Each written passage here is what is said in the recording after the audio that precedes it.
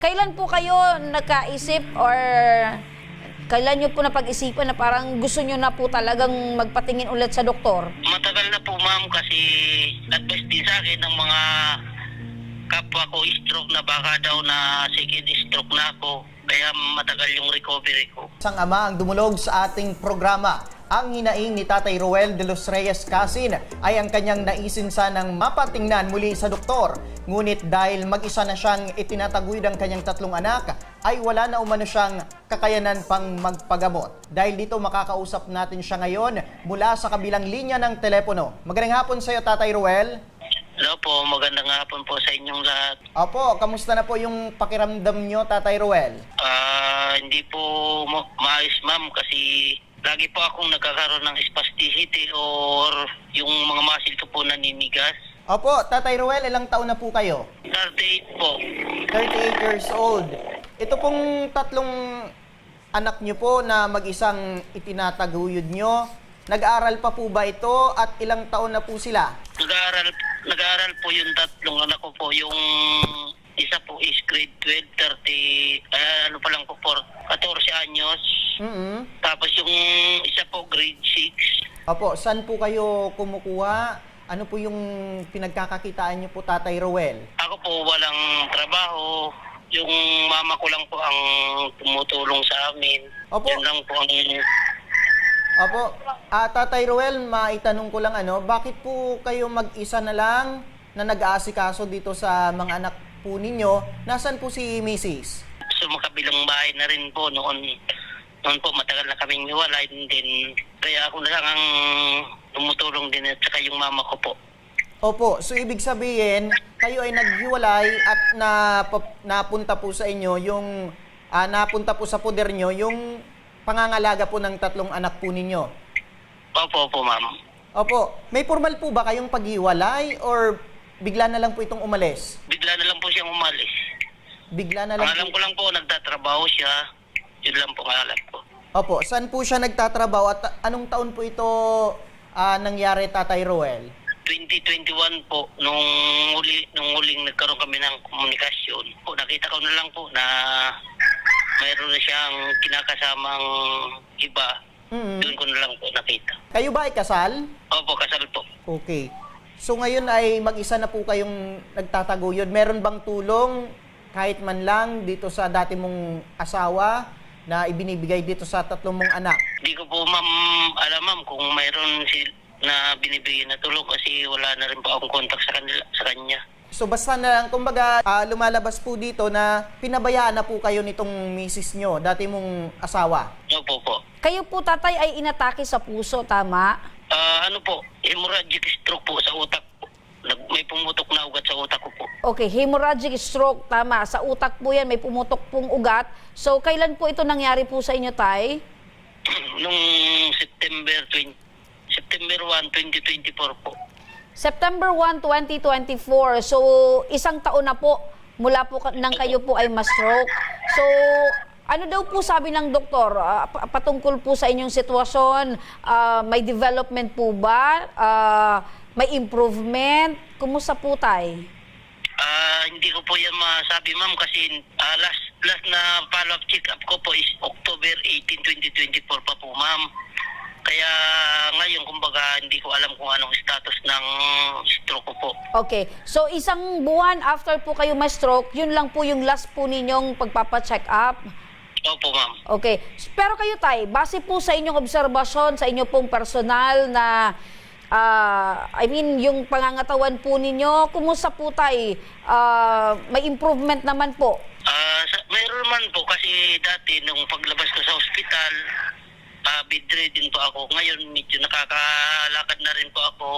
Kaya mayroon na rin pong improvement. Ayun. So, good to hear po yan, tatay. At least po, dati, kung hindi po kayo nakakatayo, dahil kayo po ay bedridden, at least ngayon po ay nakakatayo at nakakalakad na po kayo paunti-unti.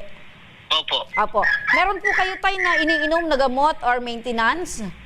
Sa ngayon po, may iniinom po akong gamot. Yung dati pa pong reseta noong 2024.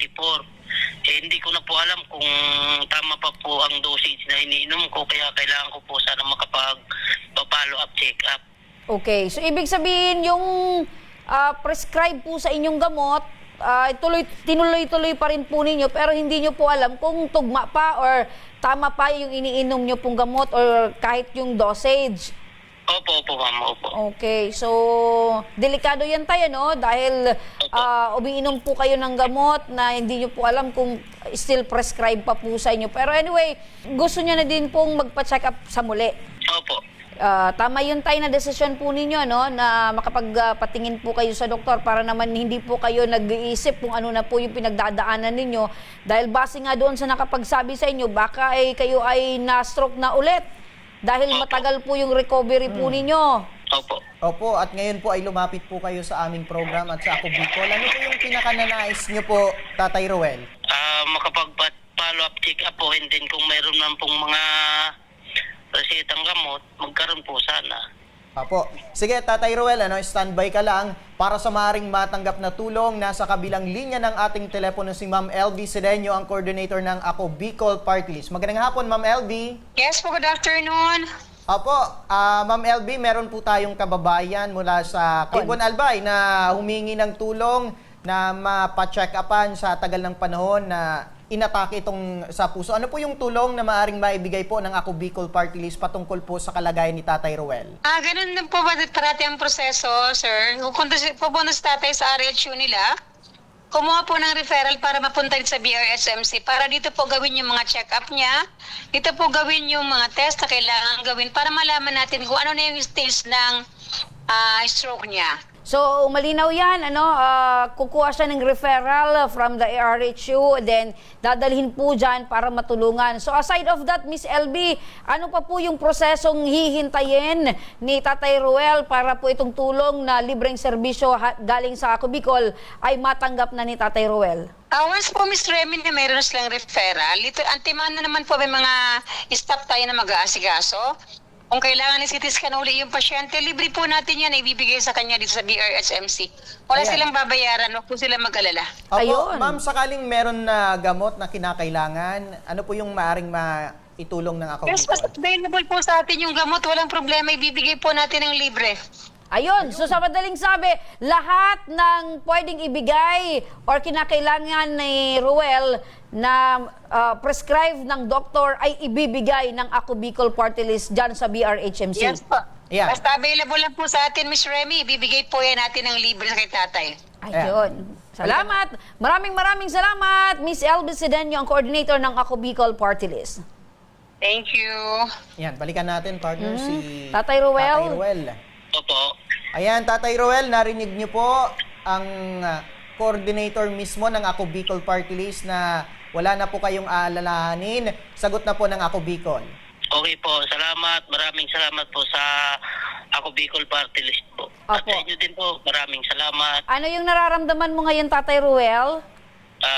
Masaya po, maluwag sa pakiramdam na magkakaroon na po ng katuparan yung matagal ko nang gustong mangyari. Ayan. So, kapit lang, Tatay, think positive dahil marami po yung nagmamahal po sa inyo, marami po yung tutulong po sa inyo. Isa na po dyan ang Ako Bicol Party List. So, gaano kahirap po, Tatay, na meron po kayong pinagdadaanan na sakit, tapos yung mga anak po ninyo, hindi nyo po maibigay yung kanilang pangangailangan dahil nga po sa sitwasyon po ninyo, Tay? Sobrang hirap po, ma'am, kasi nakikita ko yung mga anak ko na hindi ko na ibibigay yung mga pangangailangan nila. Hayaan nyo po, Tay, palakas po kayo, Tay, at may awa po yung poong may kapal. Pag kayo po ay lumakas na, gumaling na, bumawi na lang po kayo sa mga anak po ninyo, Tatay Roel. Opo, salamat po. Maraming salamat. Yan si Tatay Roel de los Reyes Casin ng Libon, Albay.